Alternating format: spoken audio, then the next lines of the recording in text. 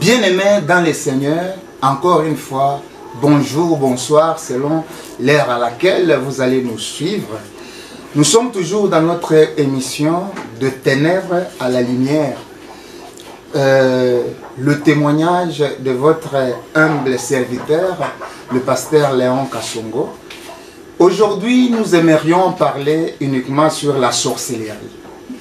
Nous allons parler sur la sorcellerie en long et en détail. Surtout dans mon pays, la sorcellerie est à la base de beaucoup de perturbations de vie des gens. La sorcellerie tue, la sorcellerie détruit, la sorcellerie fait n'importe quoi. C'est pour cela que nous allons nous étaler suffisamment aujourd'hui, rien que sur la sorcellerie. Avant toute chose, j'aimerais d'abord présenter le siège mondial de la sorcellerie.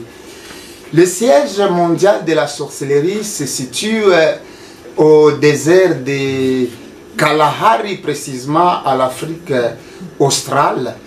Mais le siège de mon pays, de la sorcellerie, se trouve à Lodja.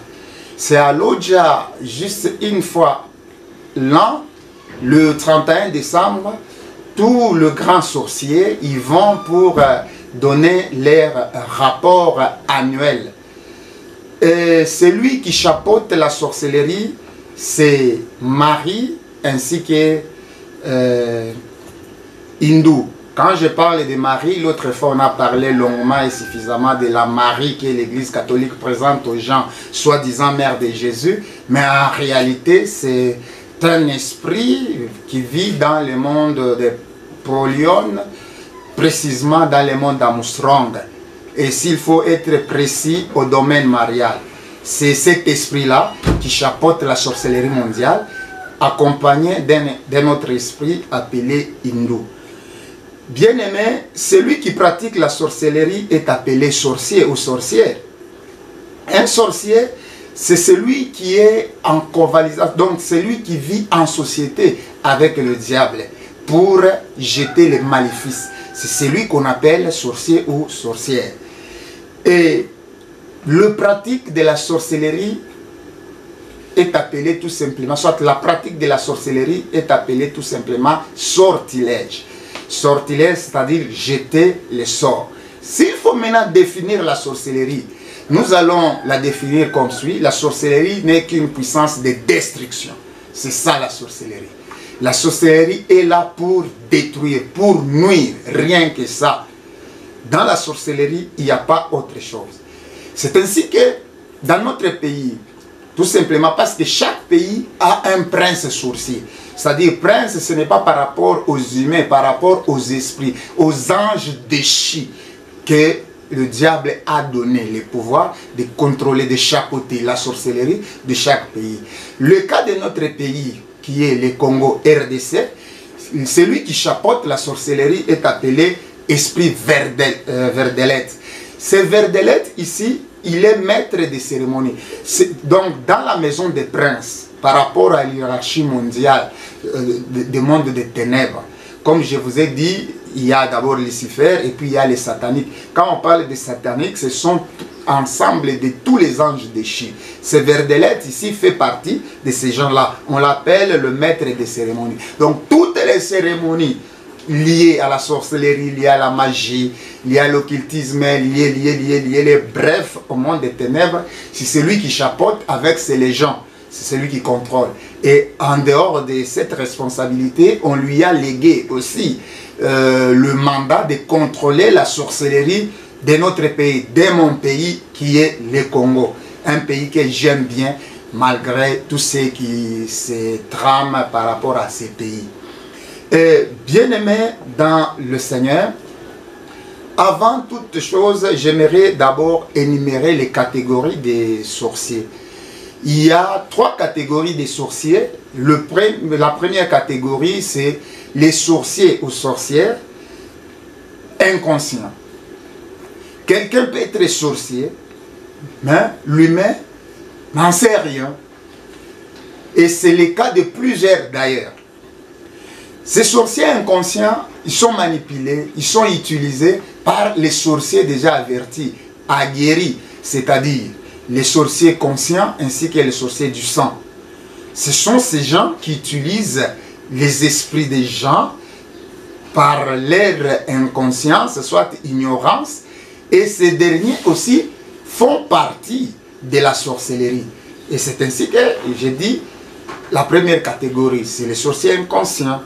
Ces sorciers inconscients, on les utilise plus dans les rêves. Et c'est pour cela, toi qui as l'habitude de rêver souvent en train de manger, eh bien, fais très attention. Il faut voir un homme de Dieu bien rempli du Saint-Esprit pour passer à la délivrance, puisque ce n'est pas du tout normal. Et il y a les sorciers conscients, ce sont les sorciers engagés. Donc, ils savent qu'ils sont sorciers, ils travaillent à leur compte et ils sont là. Il y a aussi les sorciers du sang.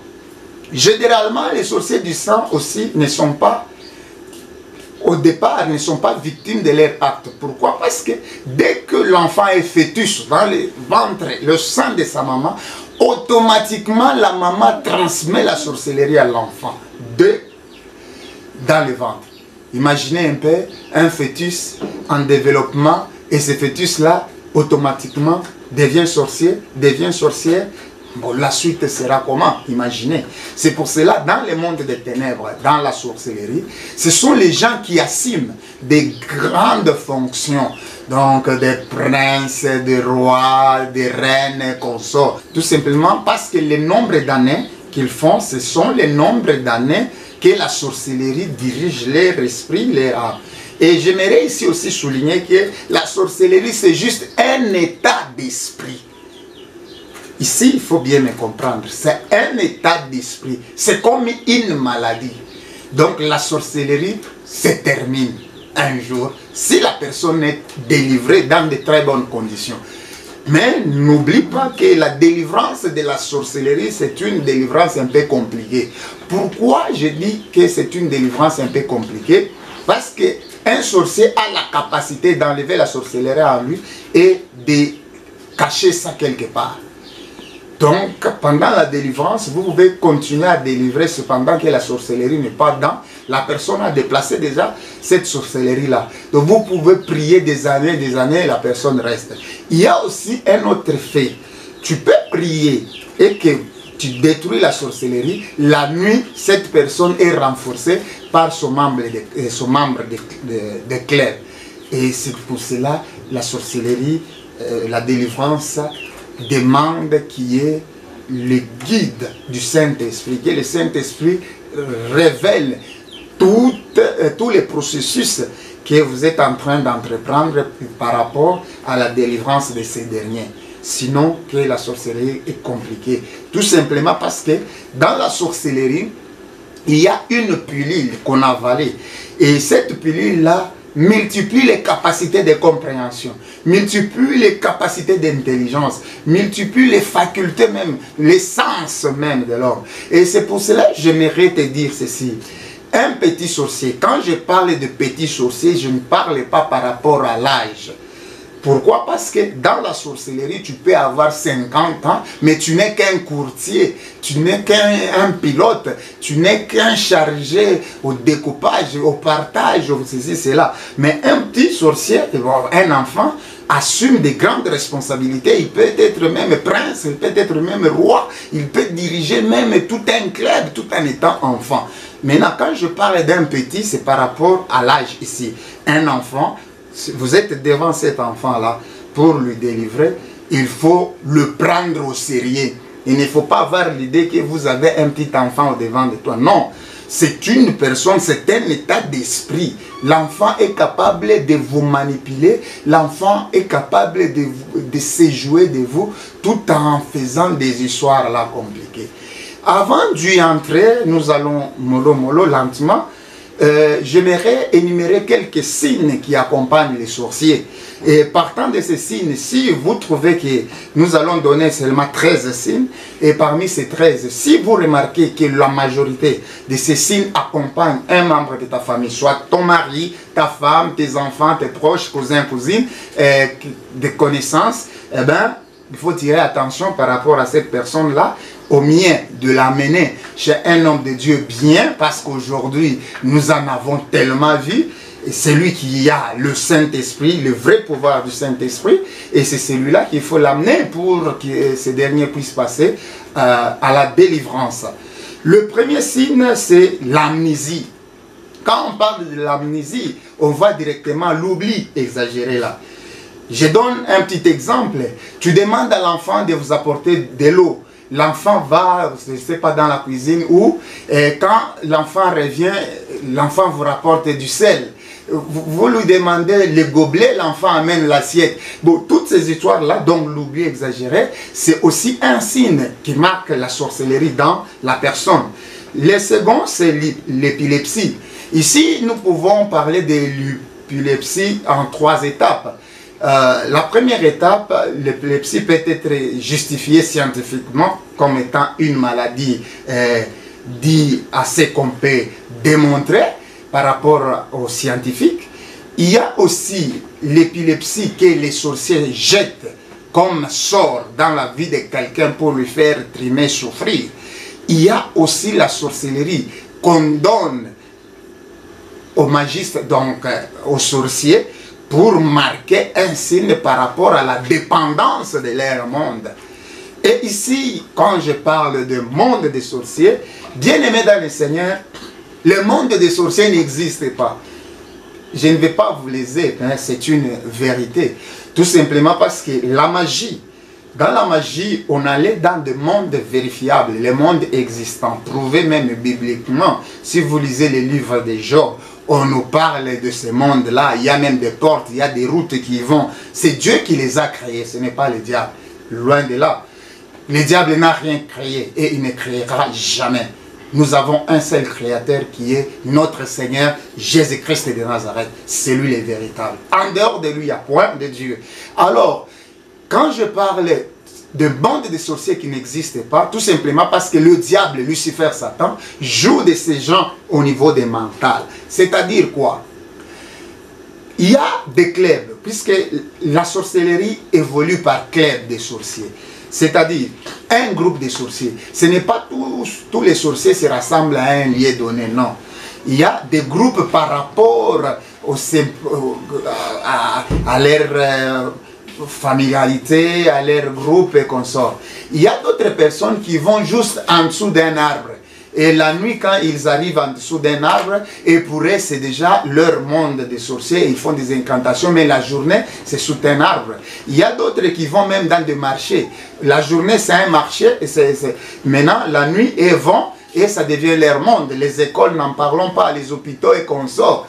C'est pour cela que je dis, le monde des sorciers n'existe pas. C'est un monde imaginaire, c'est un monde fondé, un monde mental, approprié qu'aux sorciers là. C'est pour cela que vous pouvez poser la question à un sorcier. Alors vous vous ensorcelez où? Il peut répondre que non, nous allons dans la brousse, il y a un arbre et en dessous de cet arbre là, c'est là où nous nous réunissons. Mais si la journée vous y arrivez, il n'y a rien de spécial. Mais quand eux ils vont, il y a des casseroles, il y a des trônes, il y a des histoires et consorts et consorts. Imaginez un peu comment le diable, c'est un dupe naïf qui est tout simplement en train de se jouer des hommes. Ici, j'aimerais aussi souligner un fait qui est réel. Le diable, qui est Lucifer, Satan, ne sympathisera pas à un homme. Soit avec un homme. Jamais, jamais, jamais. Quel que soit le niveau que tu peux atteindre, quel que soit ce qu'il peut te promettre. Et d'ailleurs, si le diable te promet quelque chose et il réalise, il promet, il réalise, il promet, il réalise. S'il réalise 100 promesses qu'il a faites, automatiquement, moi je ne peux pas l'appeler Satan, puisqu'il devient fidèle. Or, nous avons un seul homme qui est fidèle, c'est uniquement Jésus-Christ. Donc, il ne peut pas être fidèle. C'est pour cela qu'il peut même te dire, je te donne le pouvoir pendant 10 ans. Et tu acceptes, tu fais même un pacte, comme je l'ai fait avec la déesse des mers, là, Janine même. J'avais fait un pacte que je devrais lui vendre ou donner, je ne sais quoi, 13 ans de mes années. Et imaginez un peu, est-ce que le diable a le temps, la vie totale que Dieu a fixée sur la vie de quelqu'un? Non, puisque le diable n'est pas omniprésent d'abord. Le diable n'est pas omniscient, donc il ne connaît pas toutes les choses. Le diable n'est pas omnipotent. Le diable n'est pas omnipotent. Si Satan est ici d'abord, Si Satan vient, tel que je suis en train de vous témoigner ici, si Satan vient, dehors il n'est pas là. Alikasi n'est pas là. Akolosi n'est pas là. Donc il est là où il est. C'est ce qui limite sa puissance. Mais notre Dieu est partout. Partout où tu es, il est là. Bien-aimé, le troisième, c'est un signe de pisser. Vous allez remarquer que même une grande personne est en train de pisser au lit. Faire pipi au lit, s'il faut bien utiliser les termes. Même un enfant fait pipi au lit.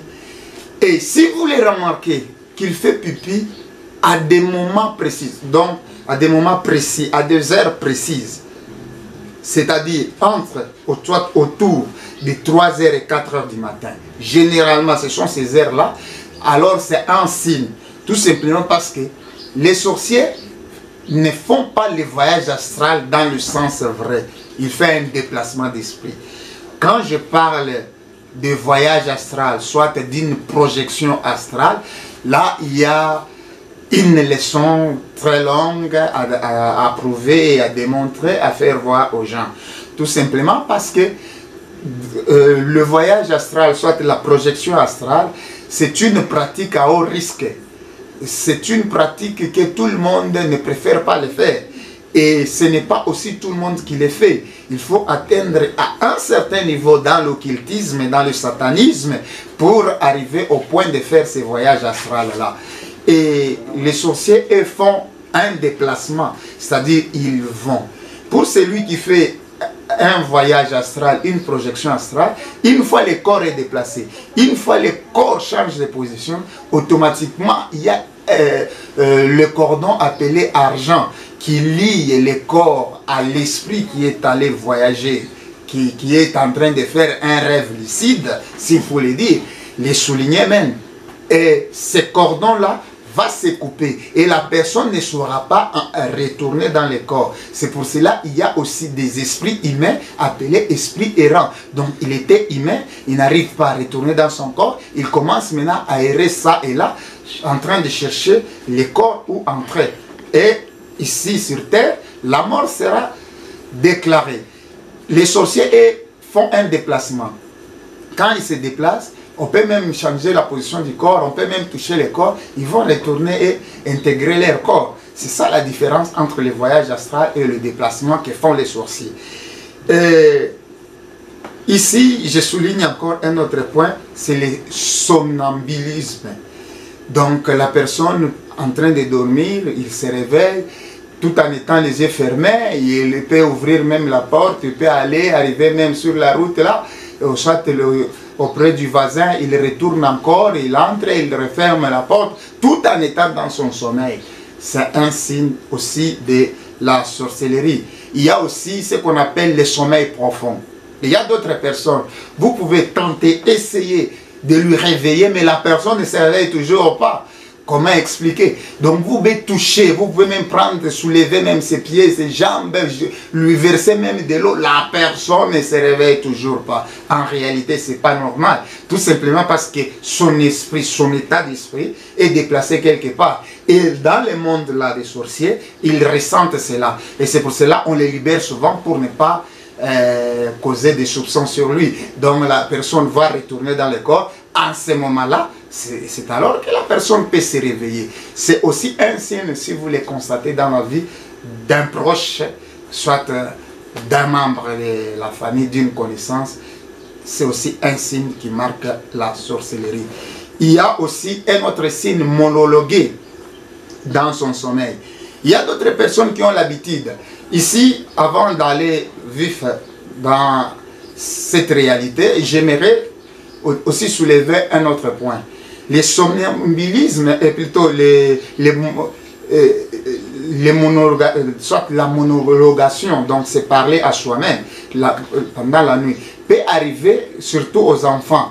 Quand ils ont une journée pleine, chargée et tout, ils ont joué toute la journée fatigué et tout. L'enfant peut reproduire ce qu'il a vécu durant la journée en train de parler de monologuer. Mais ici, je parle de monologuer au vrai sens du terme, c'est-à-dire ça devient un caractère, ça devient un comportement. Puisque, au fait, le caractère, c'est une suite des habitudes. Donc, le comportement, ça devient une suite des habitudes. Quand ça devient une habitude, que chaque nuit, la personne est en train de se parler à lui-même, soit de parler aux gens que vous ne voyez pas, et ça devient une habitude et ça s'érige maintenant en comportement, sache que ça devient un signe de la sorcellerie. Il y a aussi un autre signe, c'est la saleté. Bien aimé, la personne les sorciers aiment plus la saleté, puisque la saleté est le soubassement de la puissance de la sorcellerie. C'est pour cela qu'ils aiment les égouts, ils aiment les immondices et consorts. Et vous verrez, même une femme a un bébé, et à chaque fois que le bébé libère la matière fécale, fait l'enfant irrigue, vous verrez que la femme là, est en train d'entasser les couches à un endroit, et ces couches forment même une autre couche de saleté. Eh bien, c'est aussi un signe. Ça arrive aussi, vous pouvez entrer dans une maison, vous sentez l'odeur des pipi, vous sentez l'odeur là insupportable. C'est aussi un signe de la sorcellerie. Il y a aussi un autre signe, manger comme 10. Ici, manger comme 10, j'aimerais expliquer. Vous savez, tel que je suis là, mon estomac a une capacité de supporter une certaine quantité de nourriture. Je ne peux pas passer au-delà. C'est juste que si je passe au-delà de cette quantité-là, j'aurai des complications. Mais vous pouvez voir un petit enfant qui vous mange comme 10, c'est-à-dire un repas même de 10 personnes, un petit enfant comme ça peut se terminer. Et l'enfant, vous verrez tout simplement le ventre gonflé, mais l'enfant n'a pas mal. Même des grandes personnes, ils vous mangent, ils vous consomment pas mal comme 10. Tel que je suis ici, un repas de 5 personnes, à moi seul, je mange ça. C'est aussi un signe de la sorcellerie. Il y a aussi un autre signe, les vols. Surtout chez les enfants. Un enfant initié, un enfant sorcier est aussi accompagné de ces signes-là, les vols. Vous pouvez déplacer, cacher même les histoires à un endroit où vous ne vous imaginez pas. Cet état d'âme-là, cet esprit-là des sorciers va pousser l'enfant à découvrir. Vous pouvez déplacer l'argent. Non, vous mettiez peut-être l'argent sous l'oreiller et vous remarquez qu'on est en train de vous soutirer un peu d'argent et vous allez déplacer ça, vous mettez dans l'armoire, dans la valise. L'enfant aura la capacité d'aller chercher partout là et retrouver l'endroit où vous allez vous avez changé pour mettre votre argent et l'enfant va voler. C'est aussi un signe. Il y a aussi un autre signe, c'est l'orgueil. Tu peux avoir un petit enfant ici, plein d'orgueil. Vous pouvez lui parler, mais vous sentez que l'enfant est orgueilleux. Donc, il se suffit à lui-même. C'est par rapport au pouvoir que l'enfant a. C'est aussi un signe de la sorcellerie, comme étant l'orgueil. En dehors de ça, il y a aussi la têtutesse. Donc, la personne devient têtue. Ce qui fait que la personne soit têtue, c'est juste le pouvoir que cette personne détient. Il y a aussi nier les faits accomplis. Vous pouvez trouver la personne en flagrant délit. Je donne un simple exemple. Vous trouvez l'enfant en train de voler même les haricots. Vous lui posez la question, qu'est-ce que tu es en train de faire? Tu es en train de voler. La personne commence à nier. Quand bien même la main dans la casserole, il commence à nier. Et il va nier. Et vous n'arrivez même pas à comprendre comment il peut nier. Je l'ai trouvé en flagrant délit. C'est aussi un autre signe des sorciers. On peut s'arrêter ici par rapport au signe pour un peu avancer. Bien aimé, j'aimerais te dire ceci, que chaque sorcier a des choses, d'abord premièrement qu'il place. Il y a ce qu'on appelle l'antenne et il y a ce qu'on appelle les drapeaux. Pourquoi l'antenne? L'antenne, c'est pour qu'il soit en communication avec son monde. Généralement, les sorciers mettent leurs antennes dans des arbres. S'il n'y a pas des arbres, Les sorciers de chez nous ont l'habitude d'utiliser une tige de balai. Ils vont placer dans la maison à un endroit que lui-même connaît.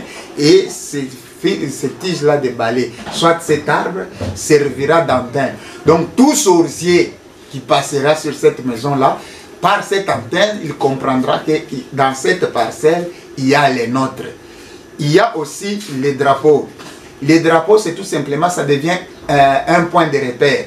Qu'un sorcier peut passer, il voit les drapeaux, il dit, là-bas, il y a les nôtres. Donc, il peut même entrer, opérer dans cette parcelle-là, librement, tout simplement parce qu'il y a ces deux signes, il y a l'antenne et il y a les drapeaux sorcelleriques, bien sûr.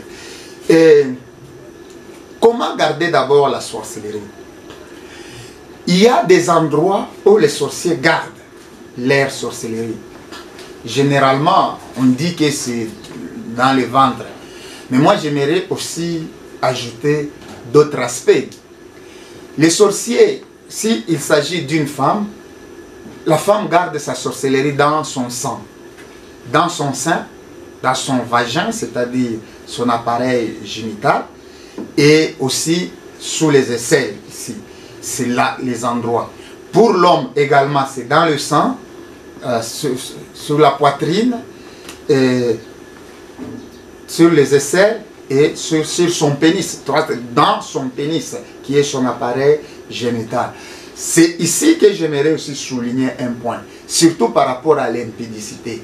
Bien aimé dans le Seigneur, la parole de Dieu dit, résistez au diable, c'est-à-dire tel que je suis ici, le diable vient, je lui résiste, tout en étant aux côtés du diable, je lui résiste et il va fuir si je reste ferme. On dit chasser les démons. Quand un démon se pointe, au nom de Jésus, je t'ordonne de partir, le démon va partir. Mais quant à l'impudicité, la Bible ne dit pas de résister, la Bible ne dit pas de chasser, mais la Bible dit de fuir, c'est-à-dire prendre la poudre d'escampette. Quand tu es en communion avec un sorcier qui a mis sa sorcellerie dans son appareil génital, écoutez, quand tu fais des rapports, il y a transfusion des esprits. Les esprits qui sont en lui peuvent librement entrer dans ton corps. Et c'est pareil avec les sorciers, pareil avec les magiciens, pareil avec les occultistes, pareil avec les satanistes. Il faut se garder pur, il faut conserver ton corps jusqu'au mariage. Et vous les mariés, il faut se conserver pour ne pas aller en dehors. Puisque aller en dehors, c'est l'adultère. Vous pouvez vous amener des esprits. Et vous qui n'êtes pas encore mariés, il ne faut pas vous livrer à l'impudicité. Tout simplement parce que l'impudicité, je la définis comme, soit la fornication en général, mais l'impudicité en particulier, je la définis comme étant tout rapport avant le mariage n'est pas permis. Et ça nous permet aussi, ça permet aux esprits de faire des transactions, s'il faut le dire. Donc les passations, des possessions et consorts. Ça, il faut se protéger, bien aimé, dans le Seigneur. Ici, j'aimerais parler des 3 principes des sorciers. Il y a 3 principes. Le premier principe, c'est la haine. Tout sorcier a une haine. Et ce n'est pas la haine causée par un manquement indifférent, une querelle, une dispute. Non, ce n'est pas cette haine-là. C'est la haine en soi installée. Or, si nous lisons bien dans la parole du Seigneur, dans le livre de 1 Jean 3 au verset 15, la Bible nous dit ceci, que celui qui est son frère, c'est un meurtrier. Et vous savez bien qu'en un homme meurtrier, il n'y a pas de la vie éternelle. C'est-à-dire aucun, celui qui est son prochain, automatiquement, il est au même titre qu'un meurtrier. C'est lui qui tue. Les deux n'ont pas la vie éternelle en eux. Donc, mais pour un sorcier, on met la haine en lui, on dépose et détenteur de la haine. Donc, tant que tu es sorcier, tu n'entreras pas au ciel. Que ça soit, tu peux être soi-disant homme de Dieu, puisqu'aujourd'hui il y a les pasteurs sorciers, il y a des apôtres sorciers, il y a des prophètes sorciers, des docteurs de la parole sorcière, des évangélistes sorciers, des pasteurs sorciers. Tous ces gens-là n'entreront pas au ciel. Il y a des fidèles, des chrétiens sorciers. Tu n'entreras pas. Tout simplement parce que la haine d'abord est installée en toi. Or, celui qui a la haine n'entrera pas. C'est pour cela le Seigneur, en ce jour-là, dira à plusieurs, je ne vous ai jamais connu. Jamais, alors jamais. Il y a aussi la ténacité. Sur la ténacité, j'aimerais qu'on soit un tout petit peu large.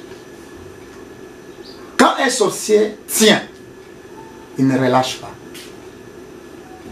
C'est-à-dire, quand un sorcier jette les sorts à quelqu'un, à un jour donné, il ne peut pas se dire que non, maintenant je retire cela. Je retire ce maléfice. Jamais. Un sorcier sait ensorceler, mais il ne sait pas comment retirer ces sorts-là. C'est pour cela que j'aimerais te dire ceci. Même si on te dit que c'est ton père qui t'a ensorcelé pour que tu ne puisses pas trouver une bonne vie, tu ne puisses pas trouver le mariage, tu ne puisses pas trouver ceci, cela. Ça sert à rien d'aller lui coller soit des coups de propos là insensés, soit lui pousser à ce qu'il puisse changer les sorts. Il n'en a pas la capacité. Il faut chercher les hommes de Dieu bien pour qu'ils puissent prier pour toi, afin que ces sorts soient détruits par la puissance du Saint-Esprit, conformément à la parole qui dit, notre Seigneur, il a dépouillé les dominations et les autorités, et il les a livrées publiquement en spectacle en triomphant d'elles par la croix. Et il est aussi dit qu'il a effacé l'acte dont les ordonnances nous condamnaient. Donc c'est celui qui a ce pouvoir, la capacité de rompre un sort dans la vie de quelqu'un. Un sorcier, quand il jette les sorts, il n'est plus à mesure de retirer ses sorts sur la vie de quelqu'un. Et c'est pour cela on parle de la ténacité. Donc il tient pour toujours, il tient jusqu'au bout, bien-aimé dans le Seigneur. Et le troisième principe, soit le troisième pouvoir installé, ce sont des pouvoirs ici installés dans le corps, qui se trouvent dans la sorcellerie, dans ces pouvoirs de la sorcellerie, dans cet état d'âme, dans cet état d'esprit de la sorcellerie. Il y a aussi la destruction. Un sorcier est là pour détruire. Même dans la famille, si vous avez un sorcier, sa mission principale, c'est détruire, de ruiner. C'est pour cela dans d'autres maisons, vous allez remarquer, il y a des appareils qui ne marchent pas. La télé que vous avez achetée, une semaine après, la télé ne fonctionne pas. C'était la télé, ça devient maintenant les boomers. Après, oh, ça devient les frigos, ça devient... Donc c'est un esprit de destruction qui est dans la maison. C'est aussi un signe pour savoir qu'il y a des sorciers. Ici, j'aimerais aussi parler des endroits où les sorts entrent. Pourquoi? Puisque quand on jette un sort, il faudrait qu'il y ait une porte pour que les sorts puissent pénétrer. Ici, il y a deux sortes de portes. Il y a les portes péchées et il y a les portes déjà établies par le fait que nous sommes humains. Ici, je n'aimerais pas m'étaler sur les portes péchées, parce que nous savons tous que celui qui pêche est du diable. Une fois que tu pêches, le monde spirituel est en mesure et serait capable de faire n'importe quoi sur ta vie. Et c'est pour cela, la vraie repentance est nécessaire. Quand on dit de repentir, le repentir, ce n'est pas ce qu'on fait souvent dans nos églises, puisque cela est devenu toute une routine. Et chaque jour, les gens sont là. Maintenant, c'est le moment de repentance. Les gens vont commencer à se repentir et tout et tout. Et si vous les remarquez, ils sont en train de se repentir sur les mêmes faits. C'est-à-dire, il est tombé dans la fornication. Il va demander pardon. Demain, si vous entrez encore en prière, il retourne encore, Seigneur, pardonne-moi, je suis tombé dans l'impudicité. Après une semaine, il vient encore, Seigneur, pardonne-moi. Ce n'est pas ce pardon-là, ce n'est pas ce repentir-là. Ce n'est pas cette repentance que je suis en train de parler. Donc, La repentance ici dont il est question, c'est changer de direction. Donc tu allais vers le nord, tu t'arrêtes, tu te retournes, tu commences à prendre une autre direction, soit l'est, soit l'ouest, soit le sud. C'est ça un vrai repentir et qui est devenu rare de nos jours parce que nous sommes maintenant restés dans des routines, de culte des routines, de l'adoration des routines, la louange des routines. Donc la routine s'est installée, les habitudes. Bien-aimés dans le Seigneur, il est encore grand temps de chercher notre Seigneur. Mais ici, nous voulons parler par rapport aux cavités. Je m'explique. La personne que vous voyez telle que je suis là, j'ai 4 cavités. Mais plus connu par les gens, c'est 3 cavités. Donc, ici sur la tête, il y a une cavité. C'est-à-dire un trou spirituel. Ici, il y a une cavité. Et vous allez remarquer que chaque bébé, quand il est né, vous allez remarquer sur sa tête, il y a un endroit qui bouge, qui fait des mouvements. C'est comme s'il est en train de respirer sur cet endroit-là au niveau de la tête. C'est une cavité par laquelle les sorts entrent. Même les démons entrent par cette cavité-là. Ici aussi, sur les paumes des mains, il y a des cavités. C'est pour cela, bien-aimés dans le Seigneur, vous qui aimez bien qu'on vous impose les mains, il ne faut pas accepter n'importe quelle main. Pourquoi? Parce que il y a, si la personne est possédée par l'imposition des mains, au travers de ces cavités, et il t'a posé le main sur ta cavité à toi, il peut t'introduire des esprits, tant de puissance sur toi. Et cela, c'est direct, tout simplement par imposition des mains. Et ce n'est pas pour rien. Même un sorcier peut te piéger. Il peut mettre un pouvoir sur sa tête, peut-être de la fornication.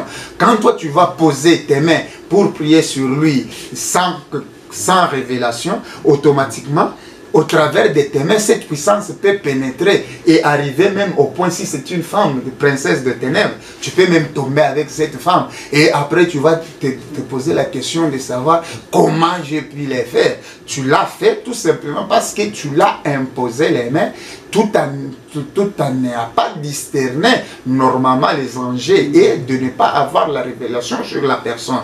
C'est pour cela la Bible nous dit: ne soyez pas pressés à imposer les mains de peur de participer à ce péché. Donc si la Bible interdit aux hommes de Dieu de n'être pas pressés d'imposer les mains, nous aussi, ne soyez pas à la merci de tout le monde pour nous imposer les mains. Puisqu'aujourd'hui, il y a toute une liste de serviteurs de Satan, de l'Antéchrist, qui sont là rien que pour posséder les gens. Et ils possèdent les gens au travers des histoires. Ils peuvent au travers de l'eau, au travers de l'huile, soi-disant d'onction, au travers aussi de l'imposition des mains. Il y a aussi une autre cavité, les sous-pieds, ici, en dessous du pied. Il y a aussi la cavité par laquelle les sorts entrent ou les esprits entrent. Maintenant, avant de jeter un sort, j'aimerais d'abord souligner un autre point, la cavité juste au niveau des oreilles. Et il y a toute une légion des esprits appelés EMU, E-M-M-U, avec l'accent là au-dessus, EMU. Et cette catégorie de démons, ce sont des esprits qui vivaient, les esprits humains, qui sont morts dans des accidents et d'autres qui n'étaient pas honorés. Donc leur funérailles, la cérémonie funéraire n'était pas honorée, était sabotée et consort. Ce sont ces gens-là qui constituent cette légion, soit ces groupes-là de démons appelés EMI. Généralement, on les utilisait pour jeter les sorts de la folie. Et ils entraient au travers des oreilles pour perturber la tête et pousser l'homme à avoir attrapé la folie. Mais ces esprits-là, ce ne sont pas, même quand on était dans les ténèbres, on n'était pas recommandé d'appeler ces esprits-là. Tout simplement parce que ces esprits avaient toujours tendance de se retourner même vis-à-vis de la personne qui les a appelés. Donc tu peux les appeler, tu fais les maléfices, tu jettes les sorts, ils pénètrent, et d'autres viennent maintenant pour chercher à te pénétrer toi aussi, pour que tu sois fou. Et c'est pour cela on n'avait pas l'habitude de les utiliser. Et s'il faut les utiliser, il fallait prendre beaucoup de précautions par rapport à cela. Et avant de jeter un sort, il fallait observer les niveaux d'aura. C'est-à-dire, toute personne a ce qu'on appelle l'aura. Quand nous aurons à parler sur le monde des cimetières, vous allez comprendre. Et c'est ainsi que vous allez remarquer que dans certains cimetières, presque dans tous les cimetières, à un certain moment, vous allez remarquer que c'est comme si une lumière sortait dans des tombes, une lumière comme ça. Et les gens ont tendance de spéculer par rapport à cela. Normalement, quand quelqu'un meurt, aux environs de 3 ou 4 jours, l'aura sort. Donc cette lumière sort. C'est pour cela, de loin, la personne peut observer, et il y a une lumière qui sort sur cette tombe-là, sur ce tombeau-là, ou sur cette tombe-là. Ce n'est que aura. Maintenant, l'aura normale, c'est en couleur blanc ou bleu. Quand la personne est normale, c'est l'aura bleu ou l'aura blanc. Maintenant, avant de jeter les sorts, on avait l'habitude, moi personnellement, j'avais l'habitude d'appeler l'esprit de la personne dans mon miroir là, kabbalistique, miroir magique. J'appelais son nom 3 fois. La première fois, je vais l'appeler. Bien sûr, avant, déjà, il y a toute une cérémonie qui s'est passée. Maintenant, c'est arrivé au niveau de l'appel. Je vais appeler 3 fois. Dès que la personne va se pointer, c'est alors que je vais envoyer une puissance pour neutraliser son aura. Dès que j'aurai vu l'aura changer du bleu en rouge, soit du blanc en rouge, automatiquement je vais comprendre que ce corps devient que dirais-je, devient prêt à recevoir les sorts. Et c'est alors que je vais jeter maintenant les sorts qui va entrer au travers de ces cavités que je viens de vous énumérer tout à l'heure. Et ici, j'aimerais souligner quelque chose. Un fétiche n'a pas de pouvoir. Un fétiche reste fétiche. Je prends un exemple. Tu peux venir chez moi à l'époque demander soit un quelconque pouvoir et je peux vous remettre même un mouchoir. Je te dis, ça c'est un mouchoir magique et qu'on sort, tout ça, ça tel ou tel autre effet. En réalité, ce mouchoir-là n'a pas un pouvoir. C'est un mouchoir comme tout autre mouchoir. Mais ce mouchoir devient un mouchoir accompagné d'un pouvoir quelconque. C'est tout simplement parce qu'à chaque pouvoir, il y a un esprit qui accompagne ces pouvoirs-là. C'est cet esprit qui met maintenant en œuvre le mouchoir qui devient un mouchoir puissant. Ici, j'aimerais aussi énumérer, même, bien-aimés dans le Seigneur, même les sorts qu'on jetait aux gens, ces sorts-là étaient toujours accompagnés d'un esprit. Et c'est cet esprit qui va accomplir les sorts dans le corps des gens. Eh bien, bien-aimés dans le Seigneur, nous poursuivons notre témoignage et je vais parler d'une dimension de transfiguration. Latin, c'est métamorphosos, et plutôt grec, métamorphosos, c'est-à-dire prendre une autre forme qui n'est pas le leur. Moi, dans la magie, je prenais la forme d'un squelette. Et dans la sorcellerie, je prenais la forme d'un chat. Pourquoi cette forme d'un chat? Nous allons y arriver tout à l'heure. Et c'est pour cela qu'il y a d'autres personnes, d'autres sorciers qui prennent la forme d'un chien. Généralement, quand un sorcier s'incarne dans un chien, soit il prend la forme souvent d'un chien, c'est juste pour cacher sa vie dans ce chien-là. Donc d'autres peuvent tenter à les tuer ou à les percer, à les persécuter, mais sa vie est cachée dans le chien. Il y a aussi une autre forme, c'est la forme des rats. Généralement, quand un sorcier prend la forme d'une souris ou d'un rat, c'est pour d'abord sucer le sang humain. En d'autres termes aussi, c'est quand il est ravitailleur, donc il a besoin du sang, alors c'est alors qu'il va utiliser cette forme-là. La forme aussi des souris ou des rats, c'est aussi pour prendre les informations d'une famille. Par exemple, je vais que la famille des voisins soit sous contrôle de ma sorcellerie, je devrais utiliser les rats pour qu'ils aillent me rapporter alors les informations. Il y a aussi la forme des rats, c'est pour voler aussi la nourriture. On utilisait les rats pour voler les nourritures. Il y a aussi la forme des oiseaux, mais c'est une forme très dangereuse et ce n'est pas un grand monde de sorciers qui prennent cette forme-là d'un oiseau. C'est une forme dangereuse. Ici, je parle de la forme des chats. Pourquoi la forme des chats? Tout simplement, quand je prenais la forme des chats, c'est pour atteindre au même moment les deux mondes, c'est-à-dire le monde spirituel ainsi que le monde physique. Nous avions parlé que les sorciers ensorcellent sous forme de club des sorciers, une sorte d'association des sorciers, et le travail en groupe selon leur nombre. Et dans ces clubs-là, il y a aussi l'hierarchie, tout simplement parce qu'il n'y a pas un groupe sans chef. Et c'est ainsi que vous allez trouver dans la sorcellerie qu'il y a des rois sorciers, qu'il y a des reines sorcières, qu'il y a des princes et princesses sorciers, ainsi qu'il y a, d'abord il y a le roi, il y a les reines, il y a les présidents, présidentes, il y a les princes, princesses, et ainsi qu'il y a ce qu'on appelle les opérateurs, soit les opérationnels.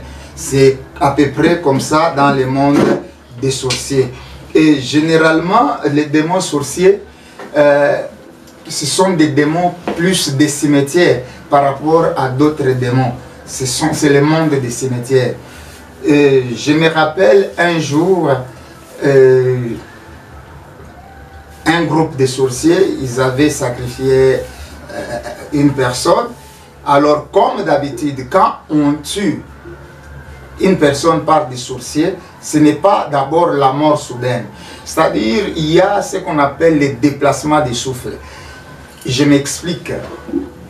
Vous pouvez remarquer qu'un sorcier vient de tuer quelqu'un et on est en train de pleurer sur la personne, mais en réalité, la personne la vit. La personne n'est pas encore morte. Il faut sceller cette mort-là après avoir l'enterré. Et c'est pour cela qu'on faisait ceci. On doit tuer quelqu'un la journée. Le jour où on va l'enterrer, la nuit même, nous irons là-bas. On va faire des incantations, on va réveiller son esprit. Il va se réveiller. Et il sera conscient des personnes qui l'ont tué. Il verra tel. Et parfois d'autres esprits s'étonner. Toi aussi, toi maman, toi papa. Mais dans le monde de la sorcellerie, là, il n'y a pas de papa, il n'y a pas de maman, il n'y a pas de soeur, de frère. Là-bas, ce n'est pas l'amitié ce qui compte. Ce n'est pas le lien du sang qui compte. Là-bas, c'est la puissance de la sorcellerie. C'est la communauté, le club qui compte plus. Et quand je vais réveiller la personne pour sceller maintenant sa mort, la personne s'est réveillée et on accusait la personne, on prononçait des accusations contre cette personne, car ce sont des accusations qui donnent la force au sort que donne un sorcier. Maintenant, on va appliquer la poudre. Personnellement, j'ai appliqué la poudre noire. Et quand je vais jeter cette poudre noire associée à la poudre blanche sur l'esprit, l'esprit va tomber. Quand la personne tombera, moi je vais lui traverser reculant. Bon, à un bon français, reculant. C'est-à-dire marcher tout en regardant devant, mais tu marches, tu pars derrière. Alors l'esprit va tomber, moi je vais les traverser. Une fois les traverser, c'est alors que j'aurai les pouvoirs sur lui. Dans notre terme, on dit Anamukanyanga. Donc Anakanyanga ou l'esprit. Donc l'esprit n'aura pas le pouvoir de se réveiller pour te réclamer ou encore moins pour t'harceler. Après cette cérémonie, il fallait maintenant retourner cet esprit-là. Et je le faisais à chaque fois. Parce qu'il y avait même des gens qui venaient pour un cas de famille, oh non, qui a tué tel. Je pouvais aller avec cette famille-là au niveau du cimetière et réveiller l'esprit de la personne. Et la personne disait qui réellement l'a tué. Mais il fallait qu'il soit retourné. Les problèmes ne se posent pas souvent quand il est réveillé. Mais les problèmes commencent à se poser quand il faut les retourner. Puisque si une fois cet esprit n'est pas retourné, les problèmes commencent. Et vis-à-vis de la personne qui l'a réveillé et vis-à-vis de toute personne qui était là présent. Puisque l'esprit les verra. Et il y aura cet esprit qu'on appelle la vengeance. Donc il cherchera à tuer et la personne qui l'a réveillé et sa suite. Et c'est pour cela qu'il s'est posé un réel problème. Généralement, moi, j'utilisais le pouvoir des 5 œufs, si je peux le dire, 5 œufs. Pourquoi cette forme d'un chat? Nous allons y arriver tout à l'heure. Et c'est pour cela qu'il y a d'autres personnes, d'autres sorciers qui prennent la forme d'un chien. Généralement, quand un sorcier s'incarne dans un chien, soit il prend la forme souvent d'un chien, c'est juste pour cacher sa vie dans ce chien-là. Donc d'autres peuvent tenter à les tuer ou à les percer, à les persécuter, mais sa vie est cachée dans le chien. Il y a aussi une autre forme, c'est la forme des rats. Généralement, quand un sorcier prend la forme d'une souris ou d'un rat, c'est pour d'abord sucer le sang humain. En d'autres termes aussi, c'est quand il est ravitailleur, donc il a besoin du sang, alors c'est alors qu'il va utiliser cette forme-là. La forme aussi des souris ou des rats, c'est aussi pour prendre les informations d'une famille. Par exemple, je veux que la famille des voisins soit sous contrôle de ma sorcellerie, je devrais utiliser les rats pour qu'ils aillent me rapporter alors les informations. Il y a aussi la forme des rats, c'est pour voler aussi la nourriture. On utilisait les rats pour voler les nourritures. Il y a aussi la forme des oiseaux, mais c'est une forme très dangereuse et ce n'est pas un grand monde de sorciers qui prennent cette forme-là d'un oiseau. C'est une forme dangereuse. Ici, je parle de la forme des chats. Pourquoi la forme des chats? Tout simplement, quand je prenais la forme des chats, c'est pour atteindre au même moment les deux mondes, c'est-à-dire le monde spirituel ainsi que le monde physique. Nous avions parlé que les sorciers ensorcellent sous forme de clubs de sorciers, une sorte d'association des sorciers, et le travail en groupe selon leur nombre. Et dans ces clubs-là, il y a aussi l'hierarchie, tout simplement parce qu'il n'y a pas un groupe sans chef. Et c'est ainsi que vous allez trouver dans la sorcellerie qu'il y a des rois sorciers, qu'il y a des reines sorcières, qu'il y a des princes et princesses sorciers, ainsi qu'il y a, d'abord il y a le roi, il y a les reines, il y a les présidents, présidentes, il y a les princes, princesses, et ainsi qu'il y a ce qu'on appelle les opérateurs, soit les opérationnels. C'est à peu près comme ça dans le monde des sorciers. Et généralement, les démons sorciers, ce sont des démons plus des cimetières par rapport à d'autres démons. C'est le monde des cimetières. Je me rappelle un jour, un groupe de sorciers, ils avaient sacrifié une personne. Alors, comme d'habitude, quand on tue une personne par des sorciers, ce n'est pas d'abord la mort soudaine. C'est-à-dire, il y a ce qu'on appelle le déplacement des souffles. Je m'explique. Vous pouvez remarquer qu'un sorcier vient de tuer quelqu'un et on est en train de pleurer sur la personne, mais en réalité, la personne la vit. La personne n'est pas encore morte. Il faut sceller cette mort-là après avoir l'enterré. Et c'est pour cela qu'on faisait ceci. On doit tuer quelqu'un la journée. Le jour où on va l'enterrer, la nuit même, nous irons là-bas. On va faire des incantations, on va réveiller son esprit, il va se réveiller. et il sera conscient des personnes qui l'ont tué. Il verra tel. Et parfois d'autres esprits s'étonnaient. Toi aussi, toi maman, toi papa, mais dans le monde de la sorcellerie, là, il n'y a pas de papa, il n'y a pas de maman, il n'y a pas de soeur, de frère. Là-bas, ce n'est pas l'amitié ce qui compte, ce n'est pas le lien du sang qui compte. Là-bas, c'est la puissance de la sorcellerie, c'est la communauté, le club qui compte plus. Et quand je vais réveiller la personne pour sceller maintenant sa mort, la personne s'est réveillée et on accusait la personne, on prononçait des accusations contre cette personne, car ce sont des accusations qui donnent la force au sort que donne un sorcier. Maintenant, on va appliquer la poudre. Personnellement, j'ai appliqué la poudre noire. Et quand je vais jeter cette poudre noire associée à la poudre blanche sur l'esprit, l'esprit va tomber. Quand la personne tombera, moi je vais lui traverser reculant. Bon, à un bon français, reculant. C'est-à-dire marcher tout en regardant devant, mais tu marches, tu pars derrière. Alors l'esprit va tomber, moi je vais les traverser. Une fois les traverser, c'est alors que j'aurai les pouvoirs sur lui. Dans notre terme, on dit anamukanyanga. Donc anakanyanga ou l'esprit. Donc l'esprit n'aura pas le pouvoir de se réveiller pour te réclamer ou encore moins pour t'harceler. Après cette cérémonie, il fallait maintenant retourner cet esprit-là. Et je le faisais à chaque fois. Parce qu'il y avait même des gens qui venaient pour un cas de famille, oh non, qui a tué tel.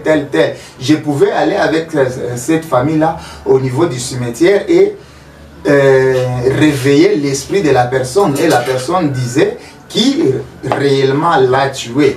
Mais il fallait qu'il soit retourné. Les problèmes ne se posent pas souvent quand il est réveillé.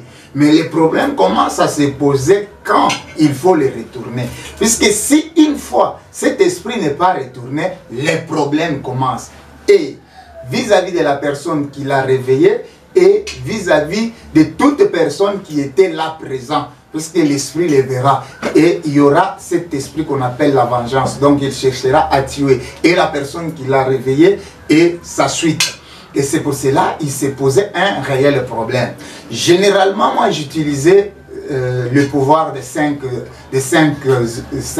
si je peux le dire, 5 œufs. Alors, les œufs que j'utilisais, soit le œuf que j'utilisais, ce n'était pas les œufs que mettent les pondaises là, non. Il faudrait nos poules là que chez nous on appelle les traditionnels là, les poules de Kiakwete, les Mkoukou à Kisenji. Bon, moi je n'aimerais pas souvent appeler ce terme Kisenji, puisque qui est Msenji, c'est nous qui ont ces poules là, ou qui est Msenji, c'est quelqu'un d'autre. Donc, ce sont ces œufs là qu'on utilisait. Et j'en prenais 5. Pourquoi 5? Parce que avant d'abord qu'il soit retourné, j'ai cassé 4 œufs à chaque coin de sa tombe. Et j'ai gardé un seul œuf. C'est pendant que je vais lui ramener au niveau de la tombe que je vais lui frapper, soit sur sa tête, soit sur sa poitrine, soit je pouvais installer un crucifix. Quand on parle de crucifix, vous le savez, on en a parlé longuement quand on a parlé de la magie catholique. C'est ce crucifix-là que j'ai posé sur la tombe.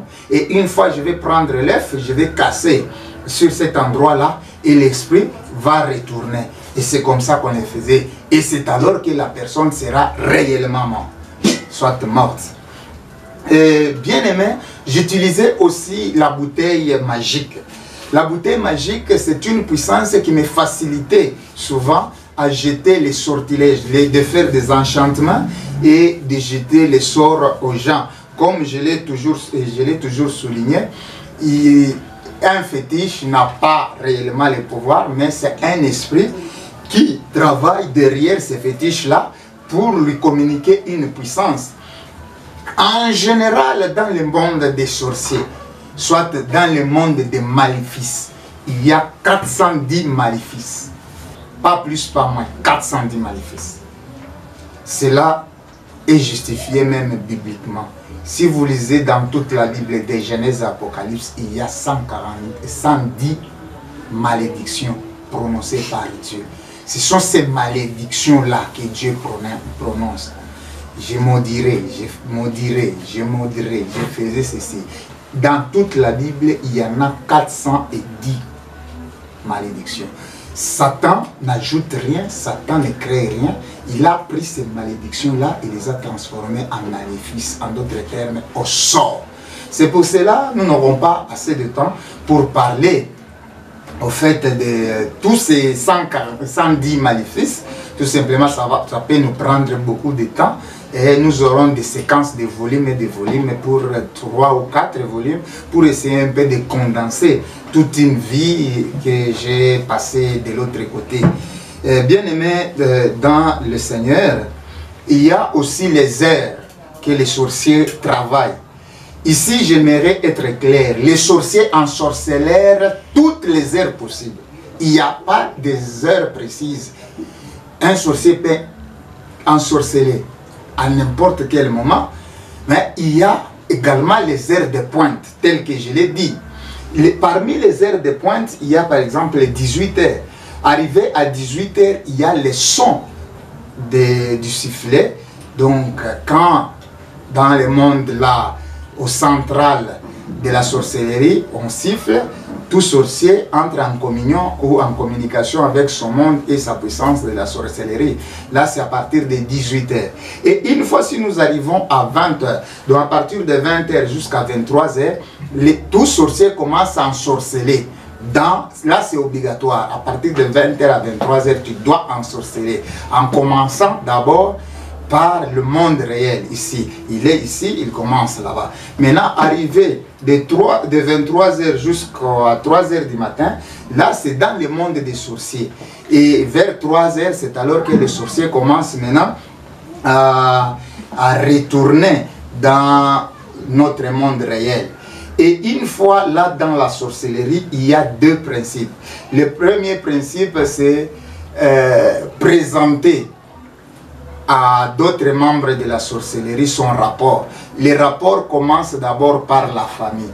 Tu vas commencer à donner les rapports de chaque membre de ta famille, du moins les membres qui ne sont pas dans les mystiques, qui ne veulent pas même croire au Seigneur, soit ceux qui croient au Seigneur. Ce sont ces membres-là qu'on présentait leurs rapports. Je donne un juste exemple.